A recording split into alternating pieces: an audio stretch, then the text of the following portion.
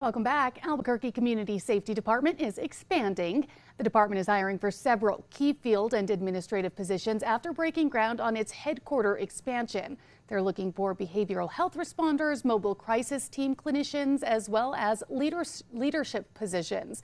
We're joined this morning by the division manager of the city's safety department, Jeffrey Bustamante, to tell us a little bit more. Good morning. Good morning. Welcome. Thank you, Jeffrey, so much for being here this morning. Well, thank you for having me. Tell us, who is Albuquerque Community Safety? Absolutely. So Albuquerque Community Safety is the third branch of public safety here in Albuquerque.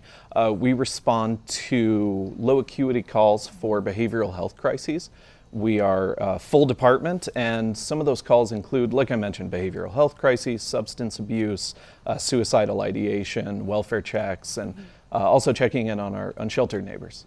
Now, we just mentioned that ACS is expanding, and you all have quite a few open positions that you're looking to fill. What kinds of jobs are we looking at?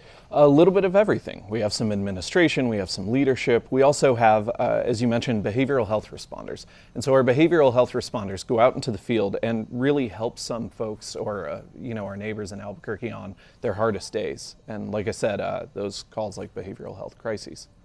And why should someone apply to become an Albuquerque Community Safety responder, someone that is helping those people on their toughest days? Absolutely. Well, I think that's one of the major reasons for it. You know, you're helping your neighbors, you're doing a lot of service to Albuquerque, and in addition to that, what's exciting about it, Albuquerque Community Safety, is that we are the first full department in the nation to do it.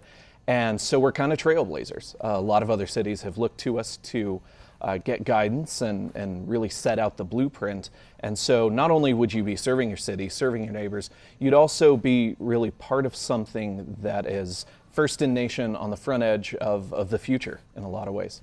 Are there specific requirements if someone is interested in becoming an ACS responder, or can anyone apply? I think given the nature of the positions and the wide range, we encourage everybody to go to cabq.gov/ACS jobs and look and see if there's a match for them.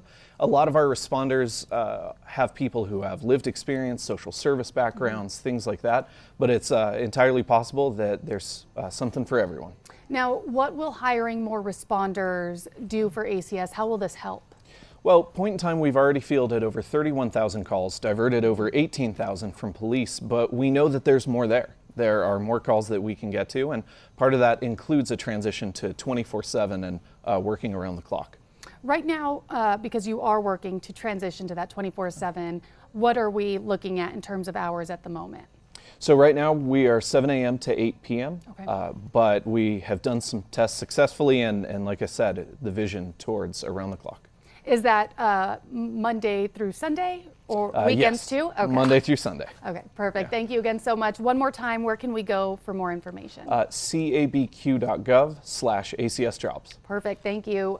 For a full recap of that entire interview, and if you're interested yourself in applying with the ACS department, you can head to alwaysonkRQE.com. We'll have all of that information there. Stay with us. Your headlines and